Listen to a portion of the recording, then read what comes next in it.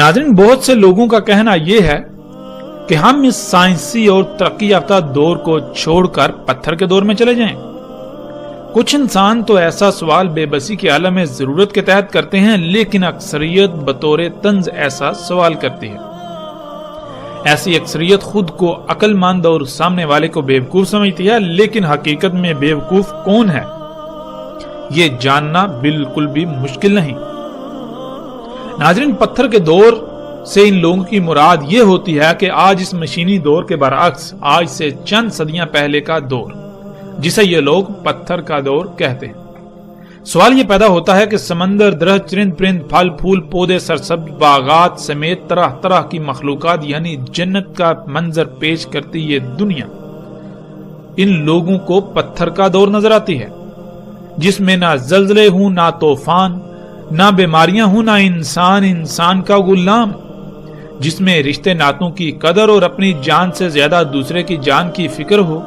इस तरह अगर बात की जाए तो खसूसियात के अंबार लगते जाएं, अल्फाज खत्म हो जाएं, मगर खसूसियात बयान करते करते खत्म ना हो। उसे ये लोग पत्थर का दौर कहते हैं और जहालत का दौर कहते हैं। ये लोग बात करते हैं साइंस की, तो नाज़रीन साइंस तो कहते हैं इल्म को। तो अकल के अंधो, तुम्हारी साइंस, तुम्हारा इल्म जिसे तुम तरक्की कहते हो, वो तो खुद पत्थर के दौर की मुख्ताज है। कभी गौर तो करो, ये जमीन का उगाना क्या ये साइंस की इंतहा नहीं? एक दरख्त में कितनी साइंस है, उसको जानने के लिए तुम्हारी साइंस बेबस है।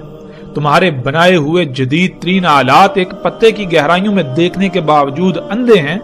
उनकी देखने की सलाहियत खत्म हो जाती है, मगर पत्ते की गहराई नहीं। देखो ये तरह तरह के रंग बिरंगे फूल, ये चहचहाते हुए परिंदे, क्या ये साइंस की इंतहा नहीं? समंदरों में तैरती हुई मछलियां हुई या फूलों पर उड़ती तितलियां, ये साइंस की इंतहा नहीं? देखो जमीन की गहराइयों को, इसकी पेचीदगियों को, इतने बड़े तरक्की के दावेदार होने के बावजूद तुम्हारी मशीनें अंधी और बेबस क्यों हो जाती हैं? क्या ये साइंस की इंतहा नहीं? मेरे रब की तख्लीकात को पत्थर और जहालत का दौर कहते हो और उसका शरीक बने हुए यानी उसके कामों में मुदाखलत करते हुए दुनिया को जहन्नम से बदतर बनाकर उसे तरक्की का नाम देते हो। जिसे तुम पत्थर का दौर कहते हो, अकल के अंधो, दुनिया की तख्लीक और उसके निजाम को चलते हुए खरबहा साल गुजरे, लेकिन एक राई बराबर भी खामी या खराबी पैदा नहीं हुई।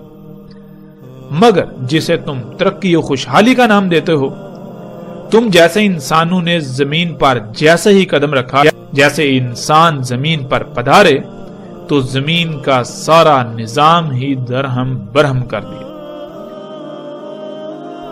मेरे रब ने जमीन का तवाज़ुन कायम करने के लिए पहाड़ों को रखा, वो साइंस नहीं पत्थर का दौर, और तुमने उन्हीं पहाड़ों को काट काट कर जमीन का तवाज़ुन बिगाड़ दिया, जिससे जमीन जल्जलों तबाहियों की लिपेट में चली गई। ये दौर तरक्की का दौर ठहरा। वाह, क्या साइंस और तरक्की है तुम्हारी।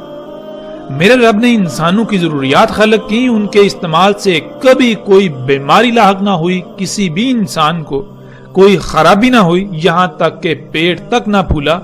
और ये हजरत इंसान है कि उसी रब के कामों में मुदाखलत करके उसी की मखलूकात को फसाद ज़दा करता है और फिर उल्टा इल्जाम उसी पर आयद करता हुआ खुद को तरक्की और खुशहाली पसंद करार देता है, और उसके बाद मजीद फसाद के लिए अपनी राह हमवार करता हुआ अपने हमनवा तैयार करता है।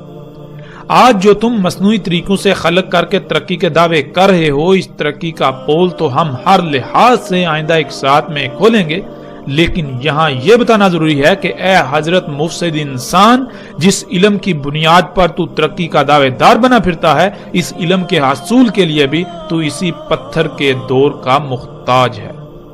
तू उसी पत्थर के दौर की मखलूकात का ही मुख्ताज है। उन्हीं की चीर फाड़ करके जो कवानीने फितरत तू दरियाफ्त करता है, उसी की बुनियाद पर तेरा दावा खड़ा है। जरा अपने नीचे तो झांक। ऐ हजरत मुफसिद इंसान, पहले अपनी औकात तो बता, تیرا اپنا وجود ہی اسی دور سے مشروط ہے جسے تو پتھر و جہالت کا دور کہتا ہے۔ اے حضرت مفسد انسان، تجھے جو وقت دیا تھا، جو مدت تیرے لیے معین کی تھی، جان لے وہ مدت آج پوری ہو چکی۔ اب تو صرف اتنا ہی وقت ہے جتنا خواب کے دوران بیدار ہونے میں ہوتا ہے۔ اے حضرت مفسد انسان، ترقی کا دعوے دار انسان، تو کتنا عقل مند ہے اس کا اندازہ کیا کرنا؟ تیرے اعمال خود چیخ چیخ کر تیری عقل مندی کی پول کھول رہے ہیں۔ ترقی کے نام پر ایک دعویٰ کرتا ہے، ایک منصوبہ بندی کرتا ہے، جب اس پر عمل کرتا ہے تو وہی منصوبہ بندی الٹا تیرے گلے پڑ جاتی ہے، اور پھر بہانہ یہ بناتا ہے کہ جو پہلو آج عمل کے ذریعے سامنے آیا، جس وجہ سے نقصان اور تباہی کا سامنا کرنا پڑا، وہ پہلو تھیوری کے وقت سامنے نہیں آ سکا، اس لیے نقصان کا سامنا کرنا پڑا۔ اے حضرت مفسد انسان،